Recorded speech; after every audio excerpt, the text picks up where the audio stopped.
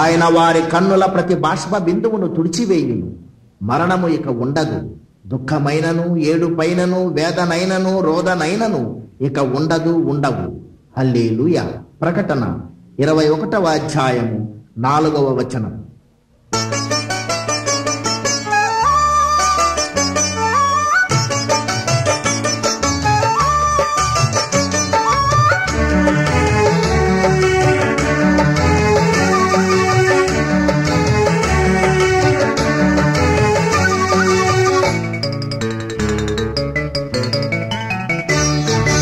నీ మాట సంపూర్ణ స్వచ్ఛత గలది, అది నీ సేవకునికి ప్రియమైనది. నీ బాట సంపూర్ణ స్వస్థత గలది, అది నీ ప్రియునికి ప్రాణమైనది. నోరార నీ మాటను పలుకని యేసయ్య, మనసార నీ బాటను నడవని మెస్సియ. నీ మాట సంపూర్ణ స్వచ్ఛత గలది, అది నీ సేవకునికి ప్రియమైనది.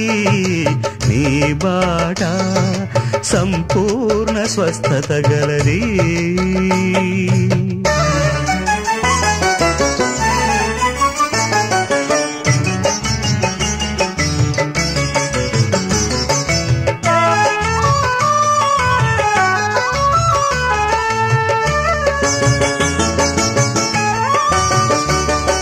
నీ చేయి చాపుమని నీవు పలుకగా, ఊచ చేయి గలవాడు బాగుపడెనుగా.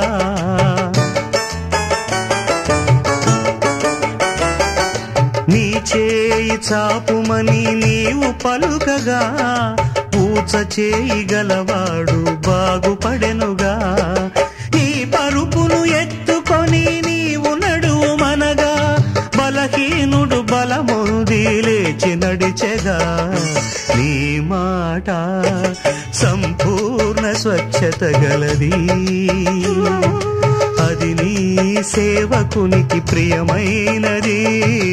నీ బాట సంపూర్ణ స్వస్థత గలది.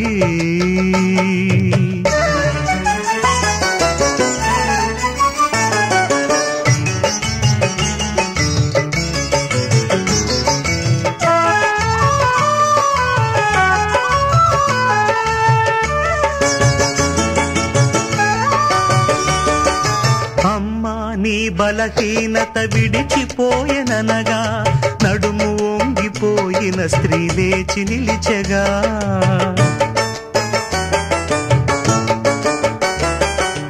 అమ్మా నీ బలహీనత విడిచిపోయెననగా, నడుము వంగిపోయిన స్త్రీ లేచి నిలిచెగా. లాజరు బయటకు రమ్మని నీవు పలుకగా, మృతుడైన వాడు బ్రతికి బయటికొచ్చెగా. నీ మాట సంపూర్ణ స్వచ్ఛత గలది,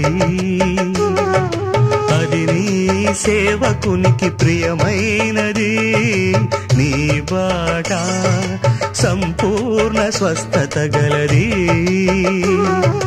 అది నీ ప్రియునికి ప్రాణమైనది.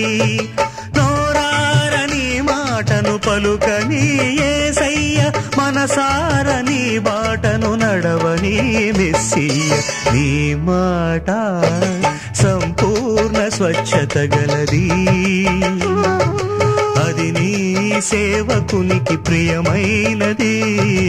నీ బాట సంపూర్ణ స్వస్థత గలది.